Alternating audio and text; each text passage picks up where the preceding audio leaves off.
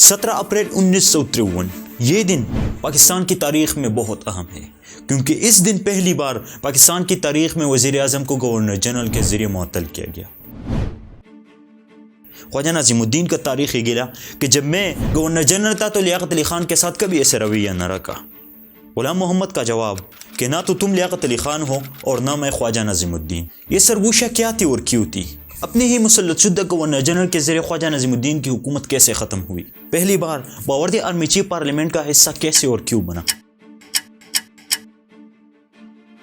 یہ سب آج ہم اس ویڈیو پاکستان ایکسپلور ایپیسوڈ 10 میں سمجھیں گے، تو لیٹ سمجھتے ہیں۔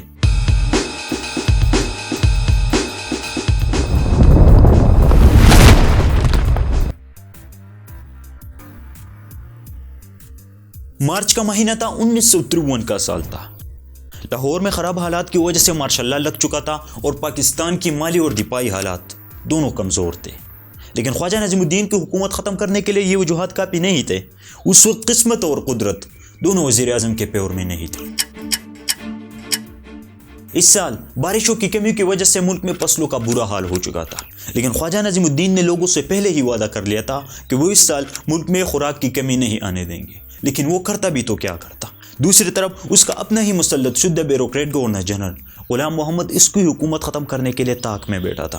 خواجہ نظیم الدین کی حکومت کی ناکامی کے وجوہات یہ بھی تصور کی جاتے ہیں کہ اس کی دوری حکومت میں بہت سے واقعات رونما ہوئے، جیسے 1952 میں بنگالی لینگویج موومنٹ، 1953 میں سنی احمدی ہنگامے، 1953 میں کراچی اسٹوڈنٹ موومنٹ۔ ان واقعات میں سینکڑوں کی تعداد میں لوگ مارے گئے، تو غلام محمد کو خراب ایڈمنسٹریشن کا ٹپا لگانے کے لیے اس سے اچھا موقع کیا ہو سکتا تھا؟ تو انہوں نے حکومت کو گرانے کے لیے پلان بنانا شروع کر دیا۔ دوسری طرف خواجہ نظیم الدین کے کانوں پر بھی یہ بات پڑ چکی تھی کہ ان کے تارے گردش میں ہیں۔ اپریل 1953 میں خواجہ نظیم الدین نے کابینہ کے کچھ ارکان جن پر ان کو پورا بھروسہ تھا ان کے ساتھ ایک میٹنگ کی۔ اس میٹنگ میں خواجہ نظیم الدین نے بتایا کہ ان کو پتہ چل چکا ہے کہ کچھ وزیر ان کی حکومت کو گرانے کی کوشش میں لگے ہیں اور اس کوشش میں غلام محمد سب سے پیش ہے۔ اب کیا کیا جائے؟ اب اس کا کیا حل نکالا جائے؟ تو اس میٹنگ میں یہ طے پایا کہ ملکہ برطانیہ کو فوری طور پر غلام محمد کو ہٹانے کی درخواست کی جائے۔ اس وقت پاکستان میں چونکہ 1935 کا عبوری آئین نافذ تھا، تو اس آئین کے تحت صرف ملکہ برطانیہ میں ہی گورنر جنرل کو ہٹانے کی مجاز تھی۔ یہ پلان تو بن گیا، لیکن وہ کہتے ہیں نا کہ دیواروں کے بھی کان ہوتے ہیں۔ خواجہ نظیم الدین کی قسمت نے یہاں پر بھی ان کا ساتھ نہیں دیا، اور اس میٹنگ کا ایک اہم ممبر چودھری محمد علی، جن پر خواجہ نظیم الدین کے بہت سے احسانات بھی تھے، اس کے باوجود انہوں نے اس خبر کو غلام محمد تک پہنچایا اور خواجہ نظیم الدین کے تارے واقعی میں گردش کرنے لگے۔ غلام محمد جو پہلے سے موقع کے تلاش میں تھا، تو ان کے لیے اس سے اچھا اور موقع کیا ہو سکتا ہے؟